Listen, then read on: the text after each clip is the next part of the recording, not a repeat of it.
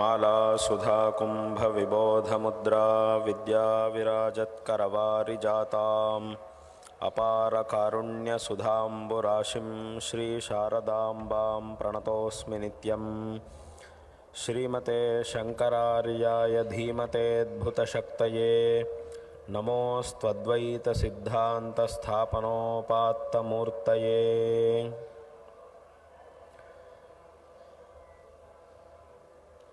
संस्कृत भाषा का एक श्लोक इस संदर्भ में याद आ रहा है। उसका अर्थ ऐसा है कि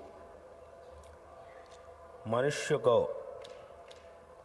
अहंकार और ममकार, ये जो दो गुण हैं, इससे मनुष्य को जितना संभव है उतना दूर रहना चाहिए। अहंकार नहीं करना चाहिए, नहीं रखना चाहिए, क्योंकि अहंकार के द्वारा कई अपराध होते हैं। और ममकार को भी छोड़ना चाहिए, क्योंकि अगर ये ममकार गलत जगह में अगर होगा तब उससे बहुत बड़ा अनर्थ हो सकता है। इसीलिए शास्त्र में कहा गया है इस अहंकार को छोड़ना चाहिए और ममकार को भी छोड़ना चाहिए। परंतु कुछ लोग ऐसे कह सकते हैं कि हमारे पास अहंकार होने के लिए कुछ कारण नहीं है, हम बहुत बड़े पंडित भी नहीं हैं, बहुत अमीर भी नहीं हैं। ऐसा अहंकार के कुछ कारण होते हैं, ऐसे कोई कारण हमारे पास नहीं है, इसीलिए हमारे पास अहंकार नहीं है। इसीलिए अहंकार को हम छोड़ सकते हैं, परंतु ये जो ममकार है इसको छोड़ना बहुत कठिन है। ममकार तो होता ही है, इसीलिए इसको हम कैसा छोड़ें, ऐसा कुछ लोग प्रश्न करते हैं। तो इसीलिए शास्त्र में कहा गया है, ठीक है, अगर ममकार को तुम छोड़ नहीं सकते हो तो ठीक है, छोड़ने की ज़रूरत नहीं है, परंतु ये जो ममकार है इसको इस दुनिया के हर एक व्यक्ति के ऊपर रखो, हर एक व्यक्ति पर करो ममकार को, ऐसा कहा गया है। कुछ उसको सीमित मत करो, हर एक व्यक्ति पर ममकार रखो। हर एक व्यक्ति भी हमारा ही है, मेरा ही है, उसको भलाई हो, ऐसा ही सोचो, ऐसा संस्कृत के श्लोक में कहा गया है। त्यक्तव्यो ममकारः, ममकार को छोड़ना है। त्यक्तुम यदि शक्यते नासो, यदि उसको हम छोड़ नहीं सकते हैं, तर्हि कर्तव्यो ममकारः, ठीक है रहने दो, ममकार रहने दो, किंतु स सर्वत्र कर्तव्यः, ऐसा संस्कृत में कहा गया है। मतलब इस दुनिया के हर एक व्यक्ति को भी अपना मानो, हर एक व्यक्ति की भी भलाई के लिए काम करो, ऐसा शास्त्रों का उपदेश है। और एक उपदेश भी है, आत्मवत् सर्वभूतानि यः पश्यति स पश्यति, ऐसा एक वचन भी है, जो हर एक प्राणी को, हर एक व्यक्ति को भी अपने जैसा देखता है, उसकी जो दृष्टि है वो ही असली दृष्टि है, ऐसा शास्त्रों में कहा गया है। ऐसी दृष्टि हमें देखने को कहाँ मिलती है? जो महापुरुष है उन पर हमें दिखाई देती है। उनमें भी जो महापुरुष है, महापुरुषों के भी महापुरुष जो है वे ही जगतगुरु श्री आद्य शंकर भगवत्पादाचार्य जी है।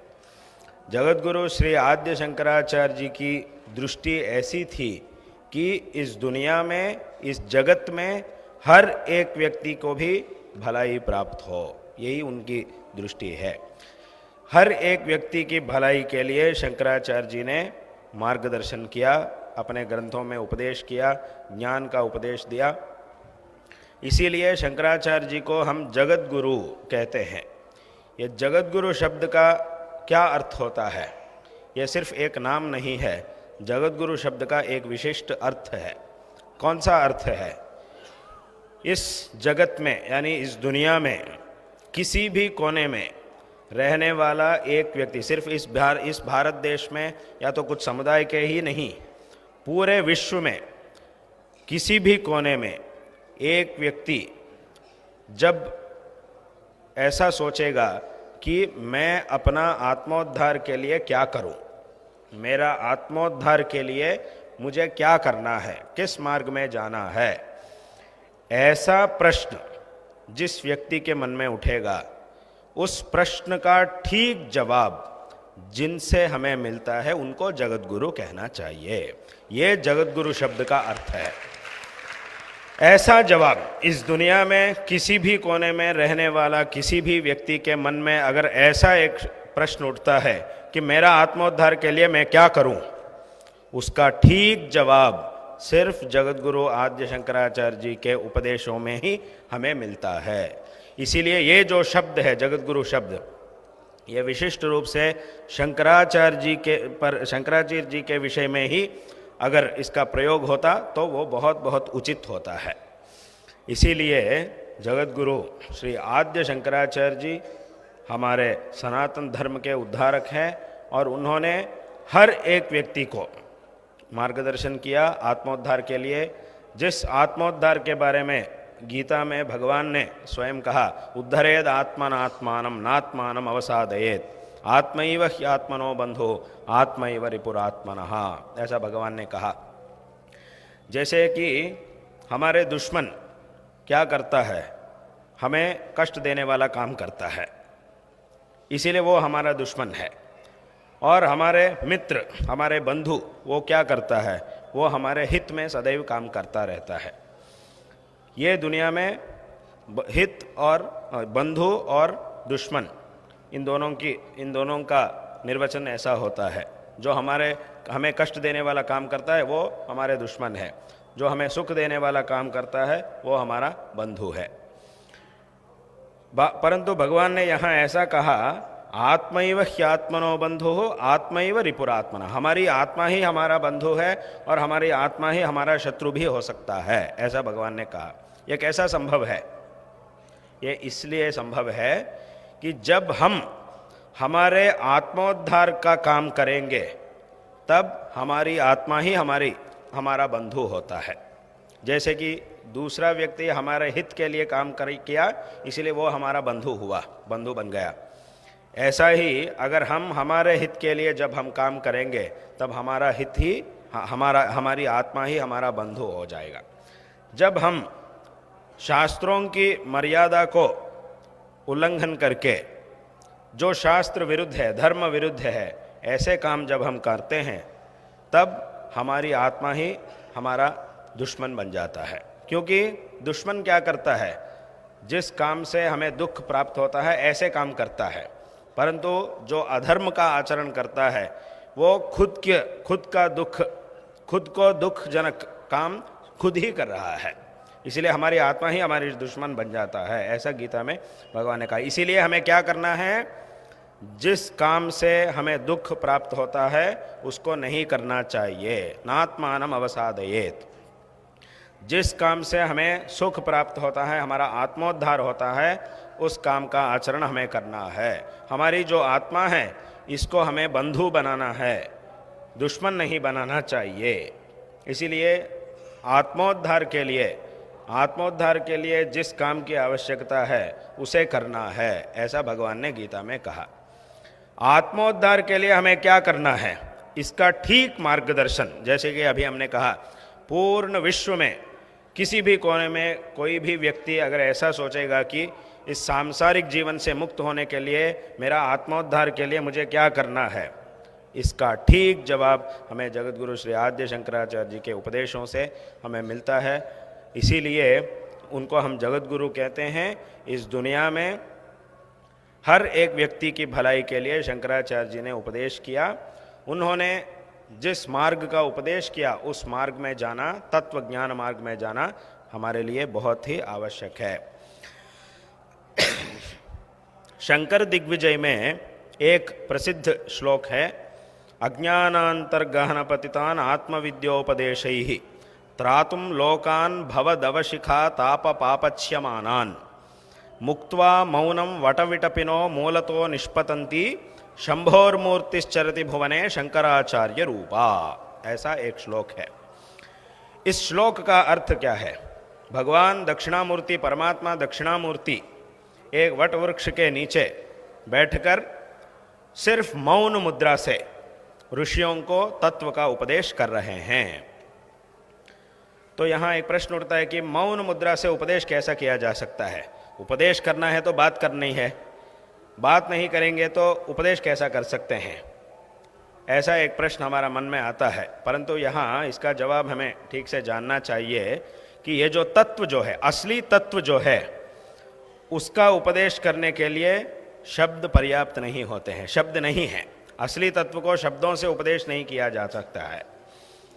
जैसे कि अभी एक शक्कर है, शक्कर की जो मीठी है उसको जितना भी हम शब्दों का प्रयोग करें समझा नहीं जा सकता है, हम समझा नहीं जा सकते हैं, उसको नहीं समझा सकते हैं। कितना भी हम शब्दों का प्रयोग करें उसको समझाना मुश्किल है।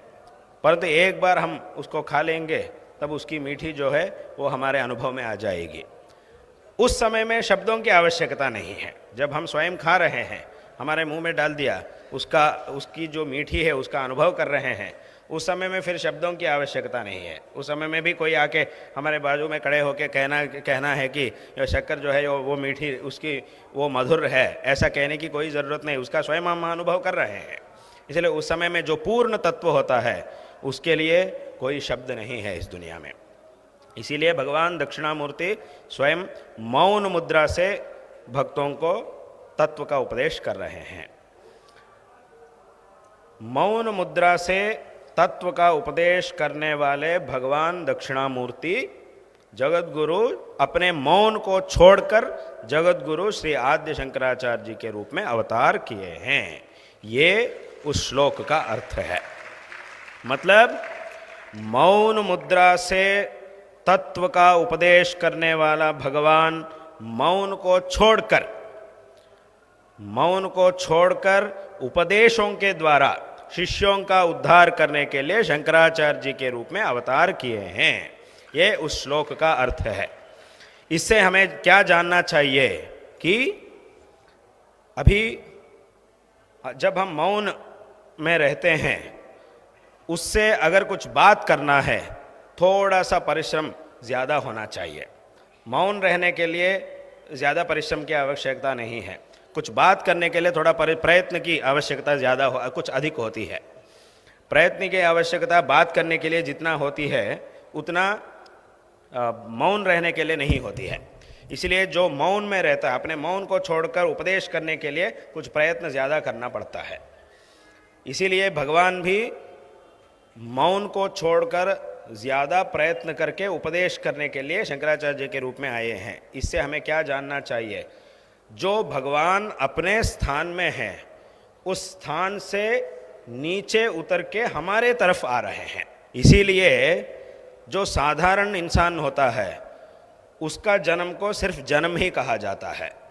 जब भगवान अवतार करते हैं उसको अवतार कहते हैं, जन्म नहीं कहते हैं, उसको अवतार ही कहा जाता है।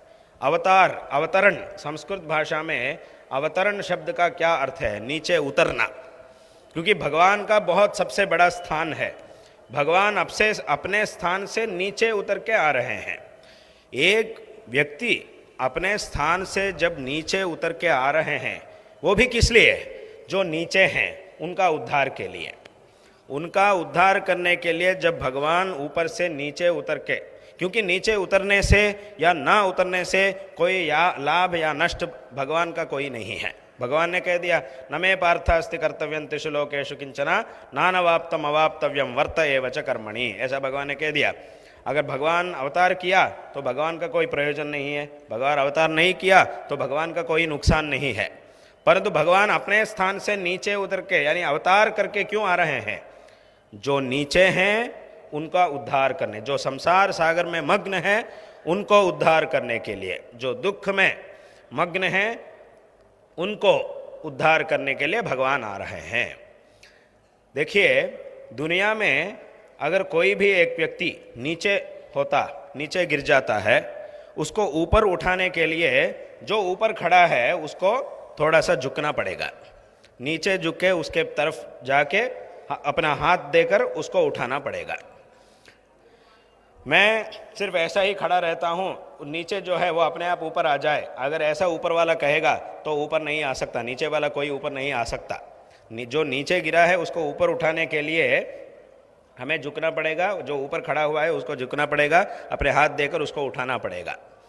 और उस समय में जो नीचे गिरा है, जो कुएं में गिरा है, उसको ऊपर आने के लिए, यानी ऊपर जो अपना हाथ देकर इसको उठाने के लिए आया है, उसकी सहायता से उठने के लिए अपना जो हाथ है इसको भी देना पड़ेगा। जो नीचे गिरा हुआ है वो अपना हाथ को अगर देगा तो ऊपर रहने वाला झुककर उसके हाथ पकड़ के उसको उठा सकता है, उसका उद्धार कर सकता है। ऐसा ही भगवान दक्षिणामूर्ति अपने मौन को छोड़कर शंकराचार्य जी के रूप में आया, अवतरण किया। किसके लिए, किन के लिए अवतरण किया? सभी भक्तों के लिए, जो जैसे कि अभी अभी कहा गया, जो दुख सागर में मग्न है उनका उद्धार करने के लिए भगवान आया। तो जो दुख सागर में मग्न है सभी लोग जो है, उनका कर्तव्य क्या होता? जिस मार्ग को शंकराचार्य जी ने दिखाया उस मार्ग में जाना, वो सभी भक्तों का कर्तव्य है। जिनके लिए शंकराचार्य जी का अवतार हुआ उनका कर्तव्य क्या है? जब भगवान हमारे लिए नीचे उतर के आ रहे हैं तब हमारा क्या कर्तव्य है? हमें भी ऊपर जाने का, ऊपर चढ़ने का प्रयत्न करना चाहिए। जैसे कि नीचे जो गिरा है वो उसका हाथ देना चाहिए, हाथ उठा के जो ऊपर है उसके हाथ में देना चाहिए, तो हाथ मिलने से उसको ऊपर उठा सकते हैं। इसीलिए ऐसा ही यहाँ भी हमारा प्रयत्न की आवश्यकता बहुत है। और एक बात, जैसे कि अभी अभी हमने कहा, एक बात को हमें अच्छी तरह समझ लेना चाहिए कि भगवान अवतार करने से या ना करने से भगवान का कोई भेद नहीं होता। लाभ या नष्ट, भगवान नुकसान भगवान को नहीं है, परंतु हमें है। अगर भगवान अवतार नहीं करेंगे तो आज हम ऐसे एक विशिष्ट धार्मिक वातावरण में कभी भी नहीं रह सकते थे। शंकराचार्य जी का अवतार हुआ, उन्होंने धर्म का उद्धार किया, इसीलिए आज हम ऐसे एक धार्मिक वातावरण में हैं। इतने सारे मंदिरों को हम देख रहे हैं, क्षेत्रों को हम देख रहे हैं, और हमारे जो पर्व होते हैं उनका आचरण कर रहे हैं, वेदों का शब्दों को हम सुन रहे हैं, तत्व का विचार कर रहे हैं। ये सब जो हो रहा है पूरी तरफ से शंकराचार्य जी की कृपा, शंकराचार्य जी का जो अवतार है उसके कारण से ही ये सब आज हो रहा है। इसीलिए शंकराचार्य जी के विषय में हर एक व्यक्ति को, हर एक सनातनी को, हर एक व्यक्ति को बड़ी श्रद्धा रखनी चाहिए। विशेष रूप से उन्होंने जिस मार्ग का उपदेश किया उस मार्ग में जाना बहुत बहुत आवश्यक है। इसके लिए तत्व ज्ञान प्राप्त करना है। तत्व ज्ञान प्राप्त करने के लिए गुरु का मार्गदर्शन बहुत आवश्यक है। भगवान के कई अवतार हैं, जिनमें से हम प्रसिद्ध दशावतार को कहते हैं। ये जो दशावतार हैं, इनको अगर हम अच्छी तरह परिशीलन करेंगे तब हमें एक बात समझ में आती है कि भगवान के जो एक एक अवतार है वो एक एक प्रकार का है। एक एक अवतार का भी एक एक नाम है, एक एक स्वभाव है। उस अवतार में भगवान ने जो काम किया वो अलग अलग है। ऐसा में एक एक काम, एक एक अवतार का एक एक अलग अलग तरीका होता है। उस तरीके में भगवान ने धर्म का उद्धार का काम किया। इससे हमें क्या जानना चाहिए कि धर्म का उद्धार करने के लिए, धर्म की रक्षा करने के लिए जिस समय में हमें जैसा प्रयत्न करना है, ऐसा हमें उस संदर्भ में अपने आप को बनाकर तैयार करके उस संदर्भ में हमें धर्म की रक्षा के लिए प्रयत्न करना चाहिए। क्योंकि धर्म का जो संकट है वो अनेक प्रकार से आते हैं। एक ही प्रकार का संकट सदैव नहीं होता, अलग अलग रूप से संकट प्राप्त होते हैं। परंतु किस संदर्भ में, जिस संदर्भ में जैसा धर्म का कुछ संकट प्राप्त हुआ, ये जो वैदिक परंपरा, ये जो तत्व ज्ञान है, इसका जब संकट प्राप्त होगा उसकी रक्षा के लिए उस संदर्भ में हमें किस तरीके का अनुसरण करना पड़ेगा, उस तरीके में हमें जाना चाहिए। इस बात को भगवान के जो अवतार हैं उनसे सीखना चाहिए हमें। और ये जब ये कलयुग प्राप्त हुआ, इस कलयुग में सभी लोग अपने अपने जो थोड़ा सा पूरा शास्त्रों का अध्ययन, वेद और पुराण इत्यादियों का अध्ययन नहीं करते थे, सिर्फ किसी न किसी एक वाक्य को लेते थे, वेदों में से एक वाक्य को लेते हैं और अपनी इच्छा के अनुसार उसका कुछ अर्थ कह देते हैं और कहते हैं कि यही परमार्थ है, यही तत्व है, इसके अतिरिक्त तत्व है ही नहीं, ऐसा कहते रहते हैं। परंतु हमारे शास्त्रों में किसी भी एक वाक्य का अर्थ को जब हमें प्रतिपादन करना है, तब हमें उसका पहला क्या कहा गया है, उसके बाद में क्या कहा गया है, आरंभ में क्या कहा गया है, अंत में क्या कहा गया है, इन सब का विचार करके ही हमें कहना पड़ेगा। सिर्फ एक वाक्य को लेकर हम कुछ भी नहीं कह सकता। अगर ऐसा हम कहेंगे तब क्या होगा, बहुत बड़ा अनर्थ होगा। क्योंकि गीता में भगवान ने क्या कहा अंत में, यथेच्छसि तथा कुरु, ऐसा भगवान ने कह दिया। इसका तात्पर्य क्या है, अपनी इच्छा के अनुसार करो। मतलब अगर हम सिर्फ इसी एक वाक्य को लेंगे तब क्या होगा, बहुत बड़ा अनर्थ होगा। इस दुनिया में हर एक व्यक्ति अपनी इच्छा के अनुसार कुछ भी करते जाएगा, उससे बहुत बड़ा अनर्थ होगा। परंतु भगवान का तात्पर्य ऐसा नहीं है। भगवान का तात्पर्य क्या है, अब तक मैंने जिस तत्व का उपदेश तुम्हें किया उसको अच्छी तरह समझकर मैं जो कहता हूँ ऐसा तुम करो। परंतु सीधा भगवान ने ऐसा नहीं कहा कि मैं जो कह रहा हूँ ऐसा करो, तुम्हें जो अच्छा लग रहा है उसे करो। मतलब उसके लिए जो उपदेश की आवश्यकता है उसे मैंने कर दिया। इसीलिए अगर तुम विवेकी हो तो तुम्हें इस मार्ग में जाना ही पड़ेगा। परंतु मेरे दबाव से मत जाओ, मेरे दबाव से या तो मुझसे डर के मत जाओ, तुम ही स्वयं सोचकर समझकर इस मार्ग में जाओ, ऐसा भगवान ने कहा। इसीलिए भगवान ने सीधा ऐसा नहीं कहा कि मैं जो कहता हूँ ऐसा करो, ऐसा नहीं कहा। तुम्हें जो ठीक लग रहा है उसे करो, क्योंकि ठीक जो है उसे समझा दिया भगवान ने। इससे पहले विस्तृत रूप से भगवान ने समझा दिया। इतना समझाने के बाद हम जो शिष्य है अगर वो विवेकी होगा तब क्या करना है, उसको उसी मार्ग में जाना ही चाहिए। जो ठीक मार्ग है, जो उपदिष्ट किया गया है, उस मार्ग में हमें जाना ही चाहिए। इसीलिए भगवान ने गीता में ऐसा कहा।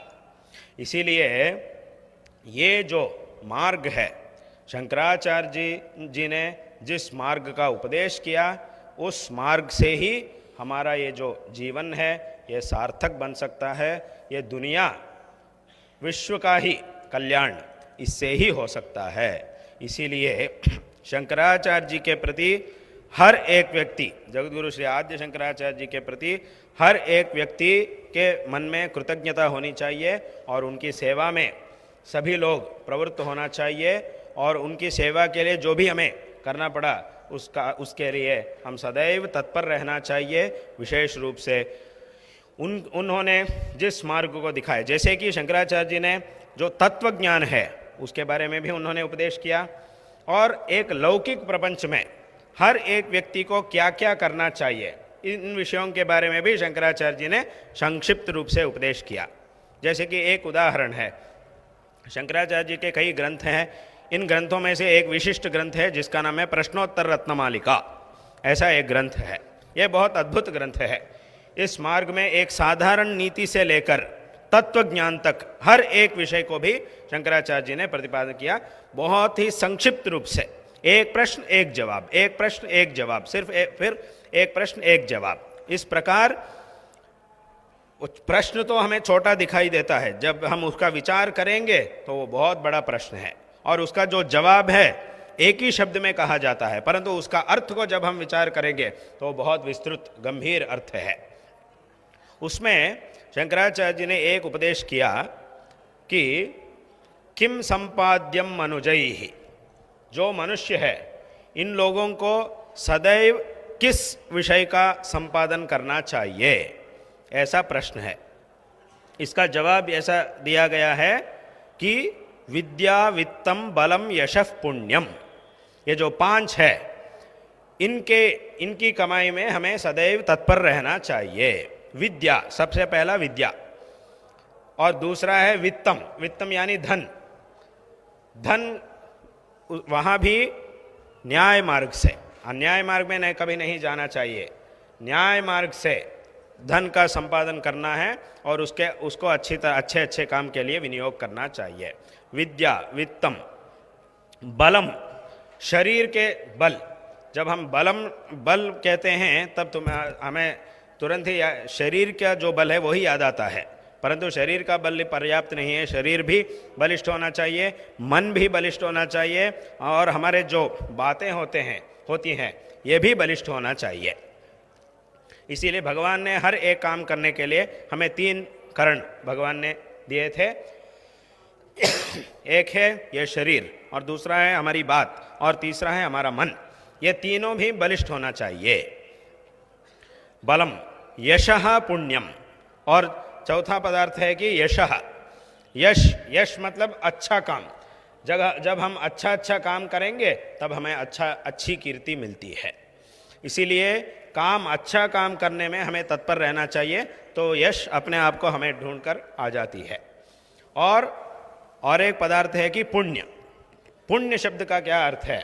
जो विद्या और वित्तम और बल, जो 3 कहे गए हैं, पढ़ाई यानी ज्ञान, धन और बल, इनका विनियोग 2 प्रकार का भी हो सकता है। एक है दुर्विनियोग, एक है सद्विनियोग। 2 प्रकार के विनियोग अच्छा काम के लिए भी इनका विनियोग हो सकता है, बुरा काम के लिए भी इसका विनियोग हो सकता है। परंतु जब हम ये जो पढ़ाई, ज्ञान और धन और बल, इन तीनों को हम अच्छे काम करने के लिए जब विनियोग करेंगे, उससे हमें पुण्य प्राप्त होता है।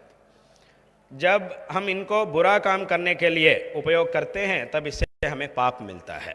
इसीलिए शंकराचार्य जी ने कहा पुण्य का संपादन करने के प्रयत्न करो। उसका अर्थ क्या है? जो पहले कहे गए हैं 3, इन तीनों को अच्छे काम करने के लिए विनियोग करो, ऐसा शंकराचार्य जी ने कहा। ये जो उपदेश है ये सिर्फ कुछ लोगों के लिए ही सीमित नहीं है, कुछ लोगों के लिए या कुछ देश के लिए, कुछ काल के लिए सीमित नहीं है। ऐसे उपदेश इस दुनिया के हर एक व्यक्ति के लिए चाहिए, हर एक काल के भी। शंकराचार्य जी ने उस समय में उन्होंने उपदेश किया, वो तो बहुत पुराना समय में उन्होंने उपदेश किया। आज तो समय बदल गया, तो आज इन उपदेशों की क्या आवश्यकता है, ऐसा कभी हम नहीं कह सकते। आज नहीं, और 1000 साल और 10,000 साल, 1,00,000 साल बीतने के बाद भी शंकराचार्य जी के जो उपदेश है वो सदैव हमें आवश्यक है। इसीलिए ऐसे उपदेश शंकराचार्य जी के ग्रंथों में कई उपदेश हैं। इसीलिए जब हम उनसे दिखाया गया मार्ग में हम जाना शुरू करेंगे, उससे हमारे जीवन का हर एक कदम भी सुखमय होता है। हर एक कदम में भी इस जीवन का हर एक पल का भी सार्थकता हमें प्राप्त होती है। इसीलिए शंकराचार्य जी के विषय में, जैसे अभी हमने कहा, शंकराचार्य जी ने हमारे उद्धार के लिए अवतरण किए हैं, तब हमारा क्या कर्तव्य होता है? हमें भी उनकी तरफ जाना है। जब गुरु शिष्य का उद्धार करने के लिए शिष्य के तरफ आते हैं, तब शिष्य को क्या करना है? विरुद्ध दिशा में नहीं जाना चाहिए, गुरु के सामने शिष्य को जानना चाहिए। ये शिष्य का कर्तव्य है। इसीलिए शंकराचार्य जी ने जिस मार्ग को दिखाया उसको अच्छी तरह समझकर, और यहाँ और एक बात भी है कि शंकराचार्य जी ने जिस मार्ग को दिखाया वो सिर्फ शंकराचार्य जी की ही मार्ग है, ऐसा नहीं सोचना चाहिए। वो पूरा सनातन धर्म का ही वही मार्ग है।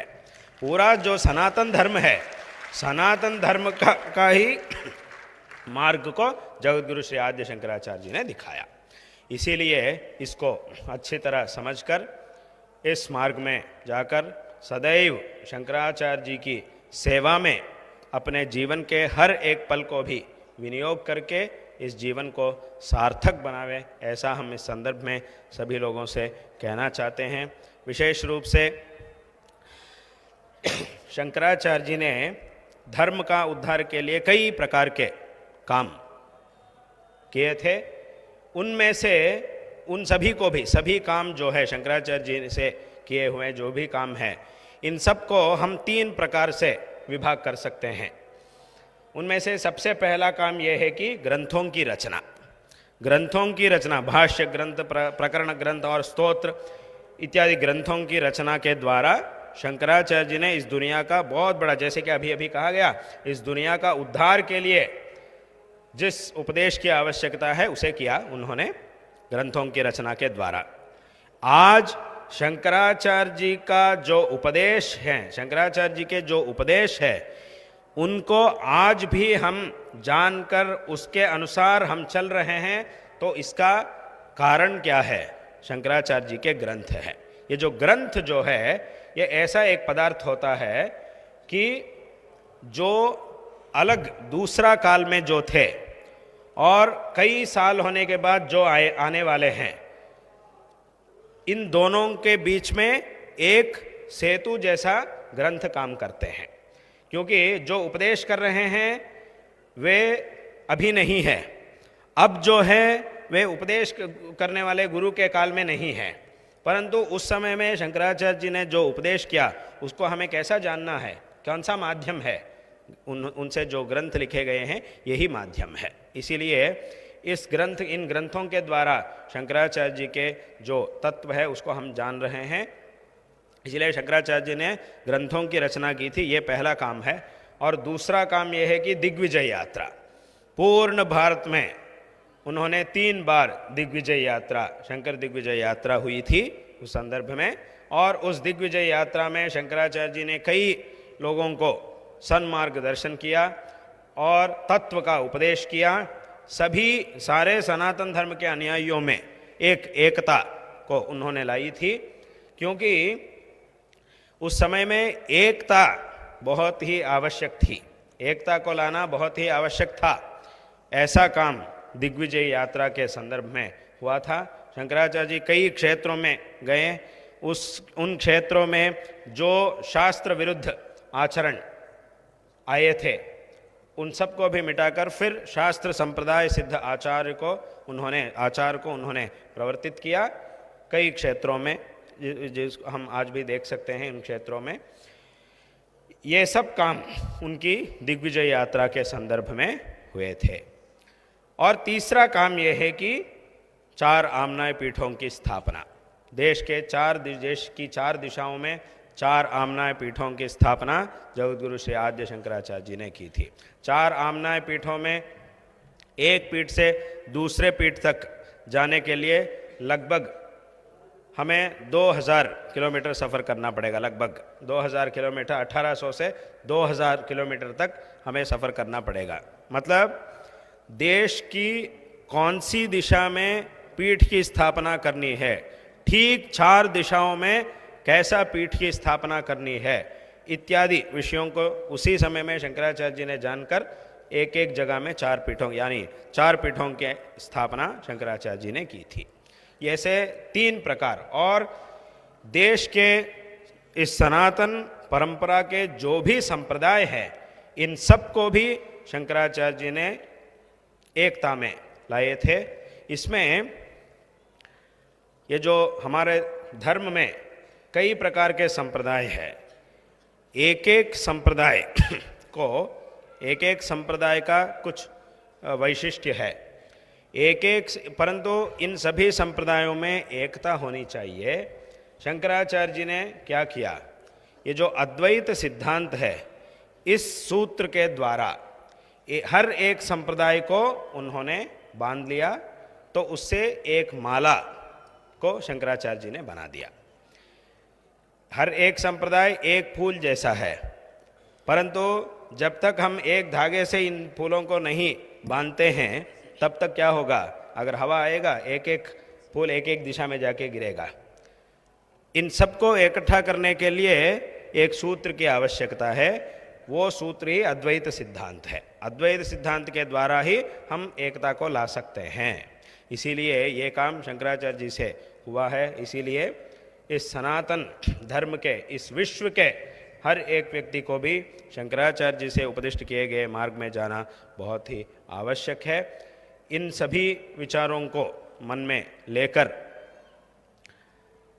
मध्य प्रदेश सरकार के आचार्य शंकर सांस्कृतिक एकता न्यास के द्वारा कई साल पहले ही शंकराचार्य जी के जो तत्व है, जो विचार है, इन विचारों को हर एक जनमानस तक पहुंचाने का काम करने के द्वारा सभी लोगों की भलाई के लिए एक विशिष्ट प्रयत्न प्रारंभ हुआ है। जितने शंकराचार्य जी के जो तत्व है, जो उपदेश है, इनको कितने प्रकारों में हम लोगों तक पहुंचा सकते हैं, इन सभी प्रकारों को लेकर ये जो प्रयत्न न्यास के द्वारा किया जा रहा है, ये बहुत बहुत प्रशंसनीय है। इस संदर्भ में इस विषय से हम हमारी प्रसन्नता को प्रकट करना चाहते हैं। विशेष रूप से मध्य प्रदेश में जहाँ शंकराचार्य जी की संन्यास दीक्षा हुई थी, उस प्रदेश में 108 फुट की शंकराचार्य जी की मूर्ति की स्थापना भी हुई है। एक दिव्य भव्य मूर्ति की स्थापना वहाँ हुई है। ये बहुत बहुत संतोषजनक बात है। सरकार के द्वारा ऐसा काम किया जा रहा है, ऐसे काम एक सरकार के द्वारा किया जा रहा है, इसको अब तक हमने तो और कभी भी नहीं देखा और बाद में देखने का अवसर सभी जगह में मिले, ऐसा हम इस संदर्भ में चाहते हैं। अब तक तो हम मध्य प्रदेश के अतिरिक्त सरकार की तरफ से इतना अच्छा काम हो रहा है, ऐसा हम मध्य प्रदेश के अतिरिक्त और कहीं भी हमने नहीं देखा, अब तक नहीं देखा। इसके बाद देखने का अवसर मिलना है, ऐसा हम भगवान से प्रार्थना करते हैं। हर एक जगह में ऐसा एक अवकाश प्राप्त हो, ऐसा हम भगवान से प्रार्थना करते हैं। क्योंकि सरकार, जो राज्य के जो लोग हैं, उनकी भलाई के लिए काम करना है सरकार को। शंकराचार्य जी ने जिस मार्ग को दिखाया, उस मार्ग को प्रचार करने से भी बड़ा लोगों की भलाई के लिए काम क्या हो सकता है। इसीलिए सरकार भी इसी काम से जुड़ा हुआ है। इसीलिए शंकराचार्य जी ने जिस मार्ग का उपदेश किया, ये सभी लोगों की भलाई के लिए। इसीलिए सरकार भी इस विषय को अच्छी तरह समझकर इसका प्रयत्न कर रहा है। ये बहुत बहुत संतोषजनक बात है। और भी आने वाले समय में बहुत कुछ कार्यक्रम होने वाले हैं, जिनमें से 3 प्रस्ताव आज किए गए हैं 3 प्रस्ताव। जैसे कि सबसे पहले एक रथ यात्रा, एक विशिष्ट यात्रा, क्योंकि ये जो यात्रा है, जैसे कि अभी हमने कहा, शंकराचार्य जी के अवतार में जो 3 महत्वपूर्ण कार्य हैं, उनमें से एक है दिग्विजय यात्रा। और ये जो यात्रा है, ये एक विशिष्ट कार्य है। अनादिकाल से ये जो यात्रा कार्य जो है, ये एक विशिष्ट कार्य है। शंकराचार्य जी जब आमनाय पीठों की स्थापना उन्होंने की थी, इन आमनाय पीठों की स्थापना करने के बाद इन पीठों में जो आचार्य होते हैं, उनको किस किस नियम का आचरण करना चाहिए, इन विषयों को भी शंकराचार्य जी ने ही आदेश दिया। उन आदेशों में से एक आदेश ऐसा है कि स्वस्व राष्ट्र प्रतिष्ठित्यै संचार सुविधीयताम। ये इस पीठ में विराजमान आचार्यों के लिए शंकराचार्य जी से ही किया गया उपदेश है। इसका तात्पर्य क्या है? स्वस्व राष्ट्र प्रतिष्ठित्यै संचार सुविधीयताम। संचार यानी यात्रा। राज्य को प्रतिष्ठित करने के लिए, राज्य में धर्म मार्ग, वैदिक परंपरा को प्रतिष्ठापित करने के लिए, लोगों की भलाई के लिए, ज्ञान मार्ग का उपदेश के लिए सदैव संचार करना चाहिए। संचार सुविधीयताम, सुविधीयताम, अच्छी तरह संचार होना चाहिए, ऐसा शंकराचार्य जी का एक आदेश है। इसीलिए स्वयं शंकराचार्य जी ने यात्रा करके धर्म का उद्धार करके दिखाए थे, और हमें भी उसके बाद इस पीठों के जो आचार्य हैं, उनको भी ऐसा आदेश दिया गया है कि यात्रा करनी चाहिए। इसीलिए हम ऐसे यात्रा में आते हैं। यात्रा करने का उद्देश्य भी यही है। इसीलिए ये जो यात्रा है, ये बहुत महत्वपूर्ण विषय है। इसीलिए एक यात्रा शंकराचार्य जी के जो अवतरण स्थल है कालटी क्षेत्र, उस क्षेत्र से प्रारंभ होकर उनके अवतार की समाप्ति का स्थल जो है केदारनाथ क्षेत्र, वहाँ तक एक विशिष्ट यात्रा, सभी पूर्ण भारत को जुड़ते हुए एक विशिष्ट यात्रा संपन्न हो, ऐसा एक प्रस्ताव उन्होंने रखा। हम इससे बहुत बहुत संतुष्ट हैं। ये यात्रा अवश्य होगी, अवश्य ही ये यात्रा होगी। ये एक फिर से शंकर दिग्विजय यात्रा होगी, शंकर दिग्विजय यात्रा अवश्य होगी। और इस यात्रा में सभी भारत देश के सभी जो पीठाधीश हैं, जो आचार्य शंचार आमना पीठाधीश हैं, वे सभी इसमें भाग लेंगे। और जो आज हमारे सामने हमारे साथ हैं, जो अखाड़ों के जो आचार्य महामंडलेश्वर भी जो है, वे सभी भी इसमें भाग लेंगे। जैसा उनके भाषण में उन्होंने कहा था कि इस यात्रा में सभी लोग भाग लेंगे, ऐसा उन्होंने कहा था। उसके अनुसार बहुत ही एक अभूतपूर्व यात्रा अवश्य होगी, ऐसा इस संदर्भ में हम कह रहे हैं। इसके लिए हमारी तरफ से जो भी चाहिए उसे करने के लिए हम सदैव तैयार हैं, हम तत्पर हैं। हमारा आशीर्वाद और हमारा मार्गदर्शन आपके साथ सदैव रहेगा, क्योंकि आप तो ये जो न्यास जो है, इस न्यास के द्वारा आरंभ से भी इस दक्षिणाम्नाय श्रृंगेरी शारदा पीठ के जो 36वें आचार्य, जो हमारे परम पूज्य गुरुदेव जगतगुरु श्री श्री भारती तीर्थ जी महाराज हैं, उनका मार्गदर्शन से ही ये एकात्मता न्यास के कार्य प्रारंभ हुए हैं। इसलिए इसका महासंरक्षक हैं हमारे गुरुदेव परम पूज्य जगतगुरु श्री श्री भारती तीर्थ जी महाराज। इसीलिए उनके दिव्य मार्गदर्शन में ये सभी काम चल रहे हैं। इसीलिए हमारा मार्गदर्शन सदैव आपके साथ रहेगा, हमारे गुरुदेव का परम आशीर्वाद आपके साथ सदैव रहेगा। ये यात्रा एक दिव्य भव्य यात्रा होगी, अवश्य संपन्न होगी, ऐसा हम इस संदर्भ में कहना चाहते हैं। और एक शंकराचार्य जी के जो प्रादुर्भाव दिवस है, अवतरण जो दिवस है, एक दिवस को विशेष रूप से एकात्मता दिवस ऐसा निर्णय करने का एक संकल्प भी विशेष रूप से किया गया है। ये भी बहुत संतोषजनक बात है।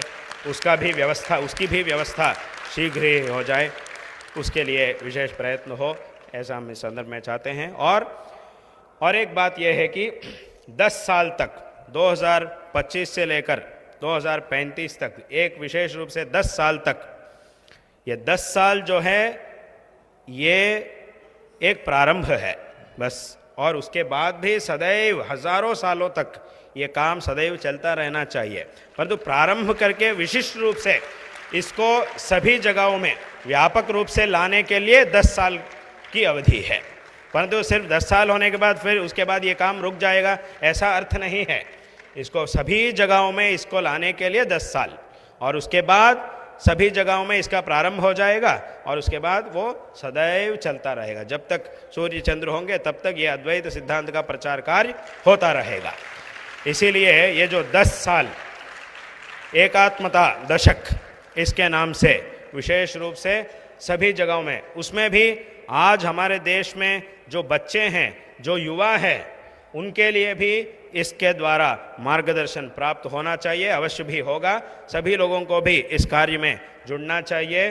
जो पिता और माता है उनको अपने बच्चों को इस कार्य में भेजना चाहिए। ऐसे जो काम है, सिर्फ स्कूल भेजना या ट्यूशन भेजना इतना ही पर्याप्त नहीं है। उससे सिर्फ थोड़ा सा लौकिक ज्ञान मिल जाता है, बस उतना ही। परंतु लौकिक ज्ञान के साथ ये आध्यात्मिक ज्ञान जो है ये भी बहुत आवश्यक है जीवन की सार्थकता के लिए। इसीलिए सभी लोग अपने बच्चों को इस काम में भेजना चाहिए, और उनको भी, बच्चों को भी और युवा लोगों को भी इसका ज्ञान मिल जाए, और उसके द्वारा वे अच्छे इस देश के अच्छे प्रजा बन जाएं, ऐसा ये भी हमारा उद्देश्य है। ये जो 3 प्रस्ताव है शारदा चंद्रमौळीश्वरों की कृपा से और हमारे परम पूज्य गुरुदेव जगतगुरु श्री श्री भारती तीर्थ जी महाराज की पूर्ण कृपा से, ये 3 प्रस्ताव सभी प्रकार से अवश्य ही सफल होंगे, इसमें कोई संदेह नहीं है। और सभी लोग इसमें जुड़ जाएं, ऐसा हम सभी लोगों से कहना चाहते हैं। और इस संदर्भ में आप सबको नारायण स्मरण पूर्वक आशीर्वाद दे रहे हैं। विशेष रूप से आज हमारे साथ यहाँ उपस्थित हैं जुना अखाड़े के पीठाधीश्वर महामंडलेश्वर श्री अवधेशानंद गिरी जी महाराज आज हमारे साथ हैं।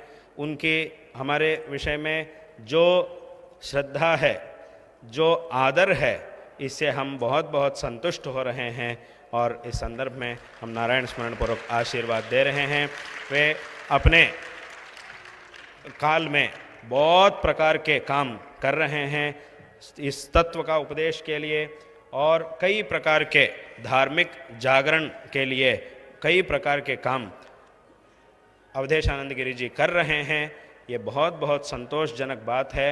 ऐसे जो आचार्य हैं, जो महामंडलेश्वर हैं, इनके जो प्रयत्न आज धर्म का प्रचार इत्यादियों में ऐसे आचार्य महामंडलेश्वर के जो प्रयत्न है, ये बहुत बहुत महत्वपूर्ण प्रयत्न है।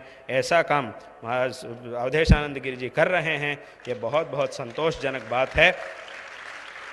ऐसा काम सदैव होते रहें, इससे भी विशिष्ट रूप से अधिक रूप से ये काम सदैव होते रहें। हम आपके साथ हैं, ये काम अच्छी तरह सदैव चलते रहें, ऐसा हम इस संदर्भ में आशीर्वाद दे रहे हैं। और विशेष रूप से जो आज हमारे साथ उपस्थित हैं, परमात्मानंद जी भी हमारे साथ आज उपस्थित थे, उनको भी हम आशीर्वाद दे रहे हैं। उनकी तरफ से भी बहुत अच्छे काम हो रहे हैं। और ऐसा ही आज हमारे साथ जो भी आचार्य हैं, सभी लोग जो भी आज महामंडलेश्वर जो साधु संत हमारे साथ जो है मंच पर है और सामने भी है, सभी लोग विशेष रूप से आज शंकराचार्य जी के जो तत्व है, जो हमारे सनातन धर्म का मूल तत्व है, इसका प्रचार के लिए सदैव सन्नद्ध हैं। ये बहुत ही संतोषजनक बात है। आज हम उन सबको भी, आप सबको भी नारायण स्मरण पूर्वक आशीर्वाद दे रहे हैं। सभी लोगों को नारायण स्मरण पूर्वक आशीर्वाद देकर इस भाषण को यहाँ हम विराम देते हैं। हर नमः पार्वती पतये, हर हर महादेव।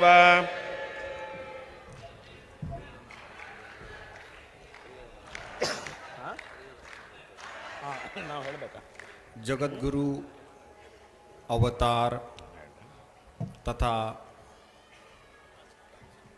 साधारण समाज के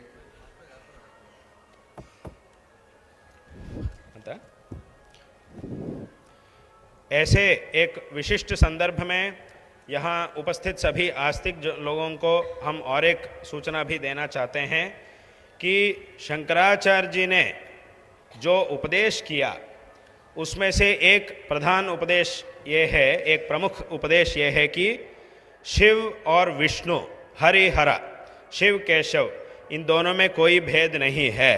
परमात्मा भगवान एक ही है।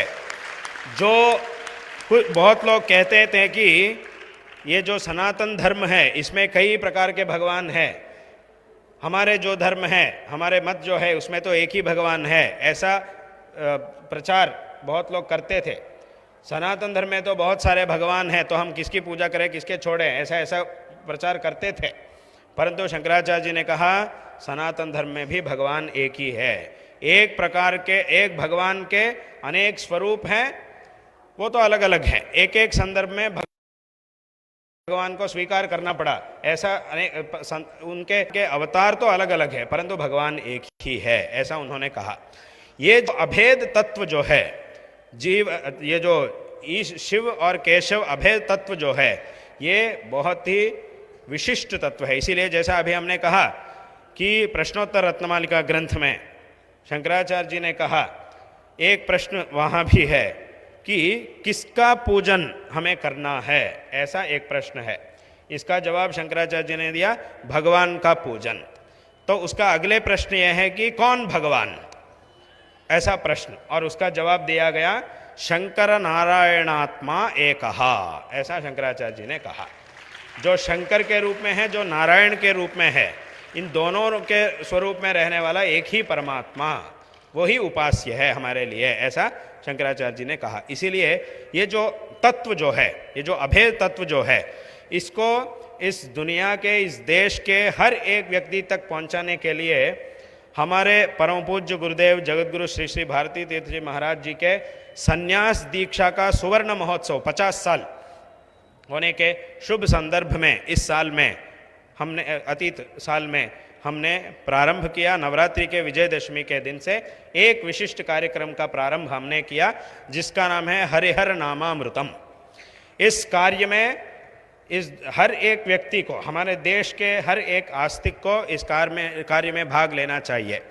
परंतु इस कार्य में भाग लेने के लिए 1 रुपया का भी खर्च करने का कोई जरूरत नहीं है, परंतु